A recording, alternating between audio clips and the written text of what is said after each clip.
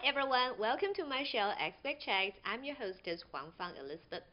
Tonight we have a very special guest. I think it's hard to introduce him in a few words.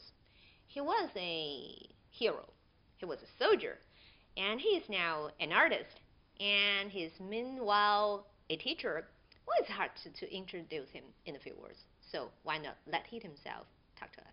Ladies and gentlemen, let's welcome Rogers Davis from the U.S. Say hi. Hello, Guangzhou, and thank you for having me on the show. Oh, my pleasure. I brought you a little gift, actually, from my art exhibition. Oh, thank you. And I have to say that this is quite Picasso. I love it. You think so? Okay. Very bold, bright colors. It is very and bold, patterns. bright colors, yes. Yeah, quite Picasso. Thank you. Thank you, Rogers. Thank you so much. No problem. Yeah, I really love this. You can call me Dave, though. Okay. Dave? Yeah. Okay, Dave. That's great.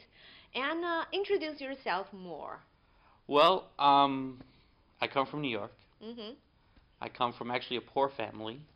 How poor? What do you mean poor family? I don't think we have poor family in New York. Yes, we have poor families in New York. Well, not super poor, you know. I guess you could say lower middle class family. My father was a police officer, and my mother was a secretary. And I grew up with my brother and my sister. And we had a very typical childhood in New York. What do you mean typical childhood? We took the school bus every day. We went to public school. Yeah. Those kind of things. Very typical type of childhood for New York. And my parents, you could say, were not your typical type of parents. Oh? They were not your typical type of parents at all. My father was a New York City cop. He was a typical Irish cop. Irish cop. Big guy, blonde hair, blue eyes, uniform, drank beer after work. After work, okay. After work. My mother was Spanish. From her family's from Spain. Very small, very petite. Worked in an office. Nothing like each other at all. Yeah. And the one thing they did agree on is they didn't want me to be an artist. Oh. They did not want me to be an artist. They thought that if I became an artist, that I would end up like one of those guys sitting on the street corner drawing pictures of people all day long. The street artist? Yeah, my mother thought, she used to tell me, that's what you're going to become. If you want to be an artist, you're not going to make any money, you're going to be very poor, and the most work you're going to have is sitting on the street drawing people. And she's like, don't you want to be a lawyer? Don't you want to be a doctor? I'm like, no, I want to be an artist. Yeah, this is what I want she's just to do. like most of the parents. She's like most parents. Yeah. She wanted me to be some big successful lawyer or doctor like that. So she thought that she would curve my craving for art by giving me these color-by-number paintings of Picasso and Van Gogh, and you could buy these paintings. She thought this gonna get you satisfied. Never got me satisfied, but and it turns out to be just the beginning. It encouraged me a lot more to do art. It made me realize how much I wanted to do art. I wanted to be like Picasso and Van Gogh. Of course, when you're a little kid, you don't know what that means to want to be a great artist. So this was my plan for my future. Okay. How old were you then? I was 6 when I started doing art. 6. 6 years old. And I got a lot of encouragement from my mother, who she could draw basic drawings of animals and stuff. She did a lot of sketches of animals. And so I got the creative side of my talent from my mother's side of the family. What kind of animal is your favorite? What kind of animal is my favorite in my childhood? I used to like bear? No. My sister liked teddy bears. No, I like lions. Lions? I like lions. You know, the idea of king of the jungle. You know, yes. The big mighty king. Now I like camels. Camels? Yeah, I like camels. Hard-working camel? They're hard-working, and they can last for a long time without any food or water. Surviving? They're survival. They're survivors, yeah, so that's why I like camels now. Okay. Much better than lions. So how many brothers and sisters altogether? I now have one sister Mhm. and 7 brothers. Wow. Yeah.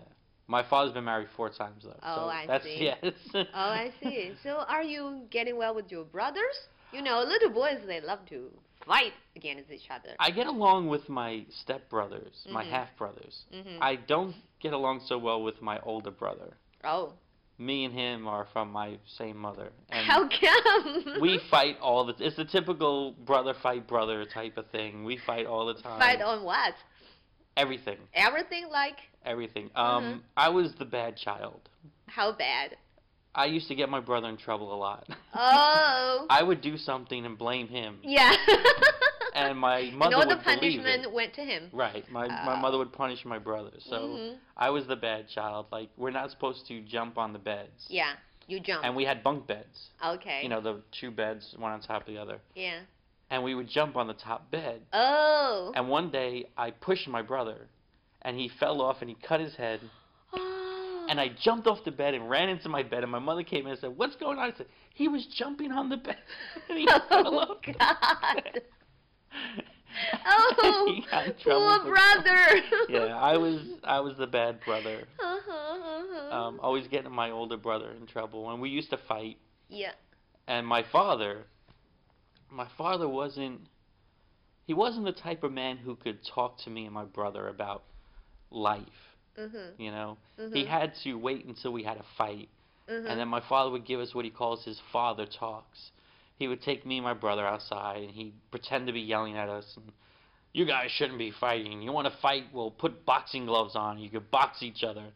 And Give you a box glove? yeah, he goes, "I'll give you boxing gloves to box each other." Uh-huh. And this is his idea of a father talk. Okay. And then he would go, "And don't ever get a girl pregnant, because if you do, you have to get out and get a job. Now let's go get some ice cream." That's how it ends each time that's- when you're in trouble. That was the only time my father thought he could give us like father-son type of talks. You know, Yeah. he'd wait till we're in trouble, and So, he'd give us one little sentence of what not to do, and then yeah. we go out for ice cream. So every time, fight with your boxing. So this He'd is tell us- number no, one, he'd tell rule us- number yeah, one. rule number one, And you then wanna rule fight- number 2, don't get a girl pregnant. Don't get a girl pregnant. Okay. Yeah. And then we can have ice cream. Okay. Oh, I suppose you were having a very happy childhood. I did. At times I had a happy childhood. You know, Uh-huh. at times it was hard. At times it was good. Mhm. You know, I come from a strange family. My Mhm. family is very strange. Mhm. They don't travel. They do not travel. They Never, don't. never They trouble. they grew up in New York. Mhm. They all moved to Florida, except for me. All of Mhm. them moved to Florida at one time. Mhm. They all live near each other. Mhm. They all spend all this time together. Mhm. They never been overseas. Oh. They don't even have passports. Oh. And their idea of me living overseas, they think I'm crazy sometimes. Okay. And when I told them I was moving to China to Uh-huh. teach, and they were like, "You're moving to China? Mhm. Why are you moving to China? Mhm. It's so far away." Mhm. They think I'm kind of crazy because I just get up and move. Yeah, so you are the one and only one special one of the big family. But I think they're crazy because they stay in one area. Okay, tell me. In general, a year, how many times that you will spend with the big family? I go home once a year, and that's enough. 2 weeks. That's it. 2 weeks a No year more than 2 weeks. with yeah. the family. Then I have to come back because it's just Why? too much. Too much? You think it's too much? It is too much. Don't say you're gonna have a fight with your brother again. No, no. No, we fight over other stuff now. We don't fist fight anymore, but Yeah. we argue a lot, me and my brother. About what? Everything. Everything. And nothing. Okay. It's all about nothing. It means Mhm. nothing to anybody but us. Mhm. But I go home and we have a big dinner, Mm. and all the men will sit in the living room. Mm. The young boys will sit in the game room playing games, Mhm. fighting each other over who's gonna play next. Yeah.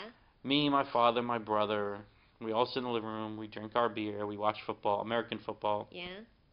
My stepmother stays in Mhm. the kitchen. Mhm. She doesn't want anybody in the kitchen. If you go anywhere near the kitchen, she'll Mhm. try to cut your arm off. Wow. Yeah, Because she loves to cook. yeah, she doesn't want anyone Loves to to dominate mess with the her whole cooking. Yeah. kitchen. So they have a second refrigerator in the garage Uh-huh. where my father keeps the beer, because you don't go into the kitchen when my stepmother's cooking. Oh. Yeah. So that second refrigerator should be It's put just for out beer. of the kitchen. Right. Oh. Separate because you don't go in there when she's cooking. Yeah. And then we all sit around the table and they just complain. Everything. Complain about what? Yeah. Oh, about their car, about their job, about, you know, somebody's girlfriend, somebody's wife, the people down the block. And then my father, like I said, I only go home once a year, so I don't really know what's going on all year long. Yeah. I don't see all the things. He had to tell the whole story from the very beginning. No, but he tells these stories like I've been there. Ah. He goes, you remember John, he used to live by us, and when he moved down the block, and he brought his daughter over, and I'm like, what are you talking about? John who?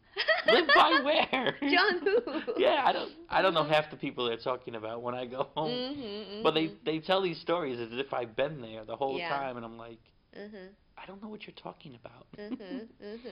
So yeah, 2 weeks. That's it. 2 weeks, and I've got to come back because I've had enough of my family. I love them. I do. Yeah. But sometimes you just need your I love own them space. better when I'm far away from them. Yeah, you need your own space. Yeah. But I think it's quite lucky that a big family they can have quite a close relationship with each other. I think it's lucky. It's great that they. Yeah, even though they are sitting there complaining about tiny little things on life, but that means they are really have a close relationship. They do. They do. And so that's good. But for me, I like to do my own thing. I know. Yeah. You are a free man. Pretty much, yes. Pretty much. Okay. After traveling a lot and away from home for so long, what do you miss most about New York? Quite a few things actually. I miss the food. The food. You can get food from anywhere in New York. It doesn't matter what you want, they have it. If you want Chinese food, if you want African food, if you want Indian food, Thai food, Japanese food, any kind of food you want, New York has it. And so that's one of the greatest things I miss about New York. Okay. The same in Guangzhou, I tell you. Not a little bit.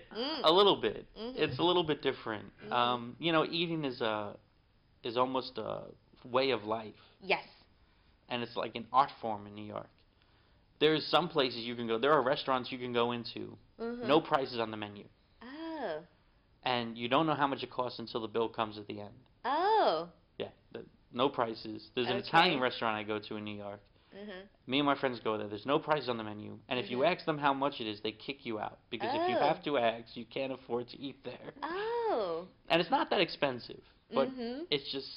And the menu... It's just like a gallery restaurant. No. No? No. They bring you food to your table. The menu is different every day. The chef makes a new menu every day. They have some general things that are on there every day, but the main courses change every day. They make something different all the time. And so they don't put prices on the menu. And you go there, you order whatever's on the menu. And at the end of the meal, they bring you the check and say, this is how much you owe. Oh. And this one place I go to, they take no credit cards and no checks. You must pay cash. Cash, in cash. Yeah. Ah. So me and my friends make sure that we bring at least $500 with us just to be sure we have enough money. Yeah? Oh, that's great. Ooh. So it's an experience in New York. But also, I miss Broadway shows sometimes. Yeah, Broadway shows. I love Broadway shows. I've seen so many of them. I love to go and watch the shows and see the different actors performing live. And there's nothing like it. You can watch TV all you want, but nothing compares to a live performance. Yeah, the live show, and you were at the spot. The feeling is just different. It's amazing. Amazing.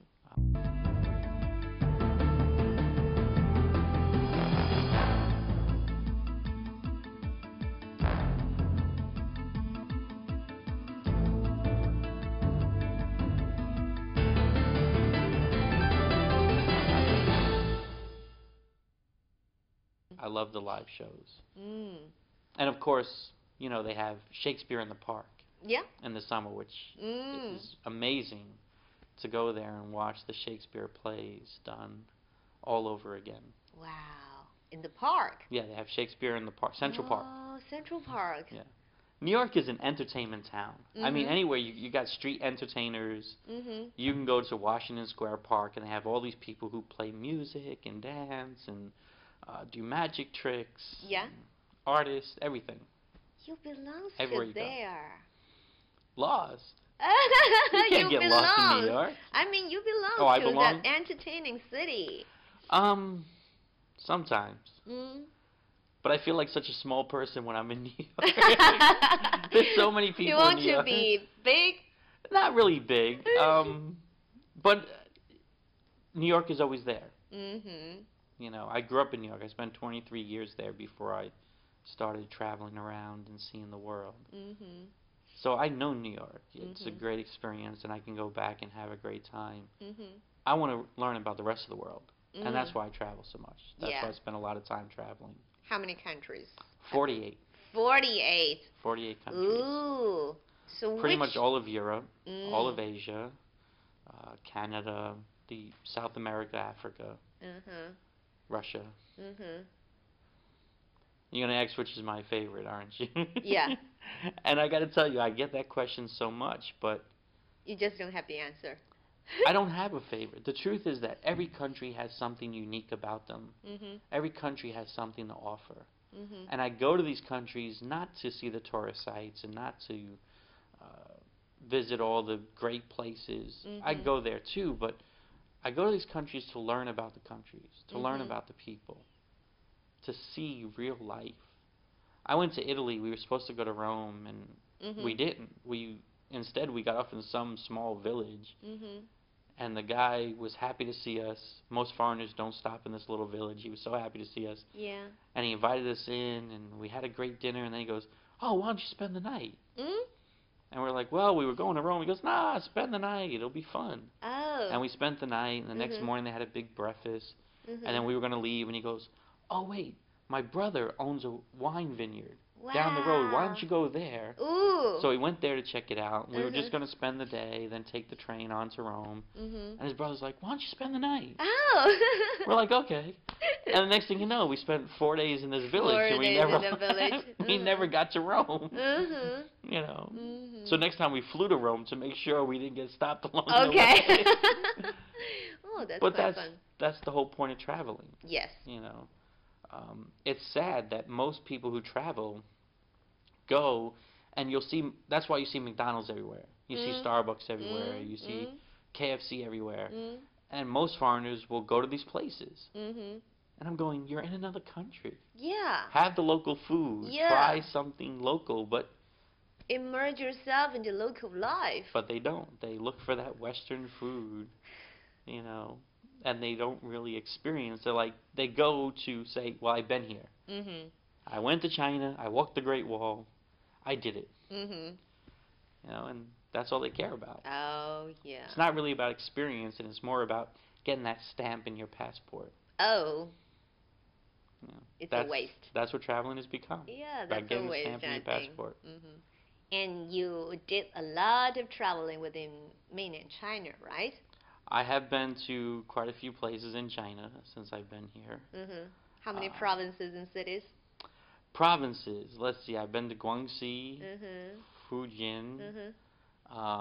Beijing, Hunan, Hainan, Ooh. and cities. I've been all around Guangdong. I've Uh-huh. seen Qingyan, Maoming, Foshan, Kaiping, Ooh. uh, The whole Emping. PRD.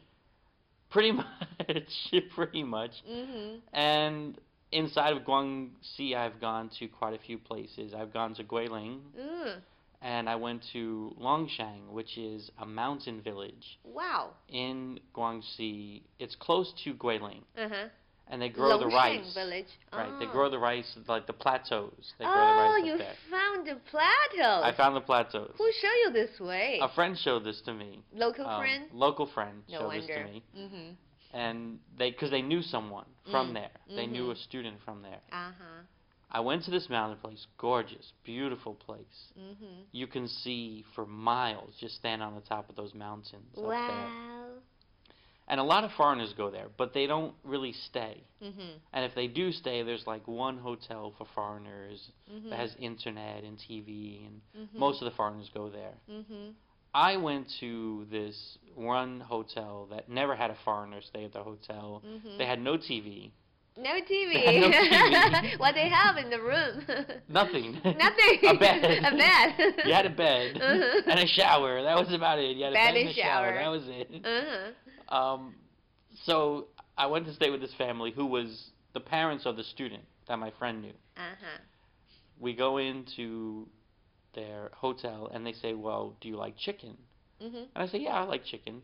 And the father runs outside and he kills 2 chicken. He starts plucking them away to make for dinner. Right? Killing his own chicken in the family, you mean? Right. They have their own chickens. Yeah. So he goes outside they and raise kills chicken. the 2 chickens Yeah. to make for dinner. Wow. And then so we spend the day walking around the mountain.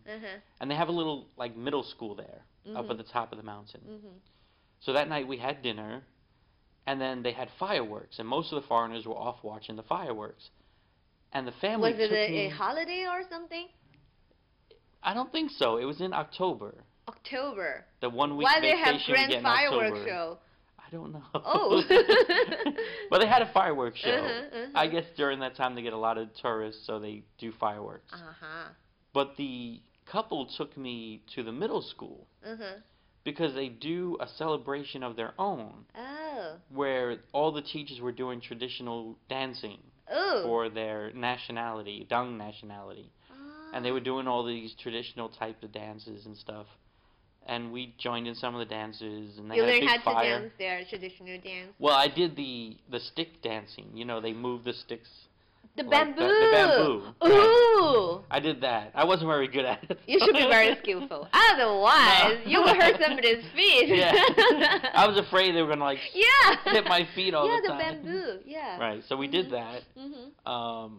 And then when we were going to bed, the man said, "What do you usually eat for breakfast?" And I said, "Well, usually I have some eggs and milk, some pork." And I said, "But whatever you're cooking for your breakfast is fine. It's not a big deal." Well, he went and he killed the only pig he had.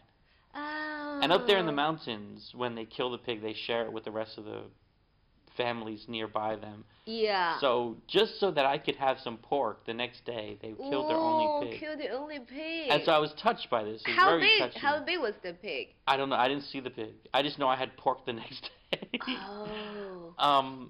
So I felt very bad. And when we were leaving, he wouldn't take any money. They would not let me pay for this. And I said, "Well, I gotta pay. I mean, I stayed here. I ate your food. I slept in your bed. I used your water." Yeah. You know. Did you do anything in return to Yes, thank them? their daughter was going to high school, and they go to high school off the mountain. And they're a very poor family because they, like I said, they don't get a lot of visitors to their hotel. So I gave a donation to their daughter for school, a scholarship. Enough. I gave her a scholarship, Enough 500 RMB for the semester to go to school, because her parents wouldn't take the money for the hotel. Oh, yeah. They wouldn't earn that much. No, I don't know what they earn up there in the mountains. You know, I don't like to talk about money. I think it's very rude to ask people, "How much money do you make?" And, no. You know, it's nobody's business. But you in know. this way, you can express your thankfulness to them, and also try to help the family with the kids' education. Right. Yeah, so I looked nice. at it as my way of paying for the weekend that I stayed there. Yeah. But I liked it. It was very enjoyable because no cars. You can't drive there. You can't ride a bicycle. All you can do is to walk. You have to on walk up foot. the mountain. Yes. Oh. And it's a very tall mountain. Well, tell me, how much time do you need to climb up to the top of the mountain? It took me about half an hour. Oh. It takes the locals about 15 minutes. Oh! You need more practice then. Yeah. Well, that's like when I went to Beijing. I went to the Great Wall. Yeah. And you know, in Beijing, you can climb to the highest point. Yeah. Yeah, it took me 4.5 hours to get there. I kept stopping along the way going, Is it Ba Darling, Great Wall? Ba Darling. Yes. Yeah. Right. 4.5 hours. 4.5 hours to get to the highest point. And then when I got there, Mhm. it started to rain. The guy said, "You got to get off the mountain. You got to get off." I said, "I'm tired. I got to rest. I got to rest." He said, "No, you got to go. You got to go." But it didn't take me that long to go back down. It only took me half an You hour can to run. get back down. Yeah, pretty much. Yeah. Run. Mhm. But the steps are so uneven on the Great Wall. Yes. You know, like one step is this tall and the next step is like that tall. Yeah. They go like And for that. some of the section, they just don't have the steps. They just some slope. I did not see that. In the part that we went to, it only had the steps. Uh-huh. You see that in the commercials. Like, I watched the commercials of Come to China, and you see the kids running along the Great Wall with that long section, and I'm going, wow, I want to see that. And then I went to Beijing, and it was nothing but steps. And I'm going, where did the steps come from? Steps come from? There was no steps in the commercial. Well, to help some people in need like you. Some people like because me. you need 4.5 hours. Yeah. Yeah. But in the commercial, you never see the steps. You just see the kids running along the flat part. Yeah, they have some kind of a special section for that. Yeah, I didn't see without that. the steps. Yeah, they do. I would have enjoyed that. Okay, so that Longshan trip will be very remarkable for you. It is. Actually, I look forward to going back. Mhm. I plan to, hopefully, not this summer because I have some things I have to take care of back at home, but over the next couple of years, I plan to take a summer and go there and teach English at the middle school for the summer. Yeah, at the mountain area, the little middle school at the Right. mountain. Oh, I see. Because it was just a beautiful place, very inspiring. I've actually done some paintings from there because it was a very beautiful place to just look out every day and see life. It's nice. Every tiny little thing can be the subject of your artwork. Yes. I agree. Okay, you started already now, so let's talk a little bit about your art career. So, as I can know that you started your little art career when you were 6. Yes, I was about yeah, 6. and trying to copy all the colorband numbers, sketches, and well, actually, when you were so seriously and decided, oh, it should be my lifetime career. I've always enjoyed art, but as anyone will tell you, you don't just do a show. It takes years to get to that point. Yeah. You have to learn. You have to develop yourself, develop your own technique, your own style. And that's what I've been doing. I spent a lot of time developing who I am as an artist. I didn't really get to study art in school until after I retired. And in my early years, I didn't even take any art classes. Everything I learned about art, I taught myself by watching other artists, by talking to other people, reading books, watching videos, and just trial and error. Trying different things and seeing how they work along the way. And some things have been successful, and some things have been great disappointments. But at least you give yourself a try, and you know what is the best for you. Well, I've always felt that I've been an artist. Yeah. You know, people ask me, you know, when did you become an artist? And I say, I've been an artist my whole life. You know, you don't just all of a sudden say, oh, I went to school and I'm an artist. If you would get up in the morning, from the time you get up in the morning to the time you go to bed, all you can think about is art, then you're an artist. Oh, I That's what I really tell love people. your philosophy. And it goes for anything. People say, you know, how do you become a writer? How do you become this? If from the time you get up to the time you go to bed, that's all you can think about, then you are. Doesn't matter if you're great, doesn't matter if you're bad, doesn't matter if people like you. It's about truly believing in your ability to do that. Well, Dave, it's so nice chatting with you, but I'm afraid we're running out of our time. So can you promise to come same time next week to share more? Well, since you act so nicely, sure. So that's a promise. That's a promise. I'll Thank be you. in next week. Thank Deal. you. See you next time. Yeah. So for our audience, we are here waiting for you same time next week. Until then, bye-bye.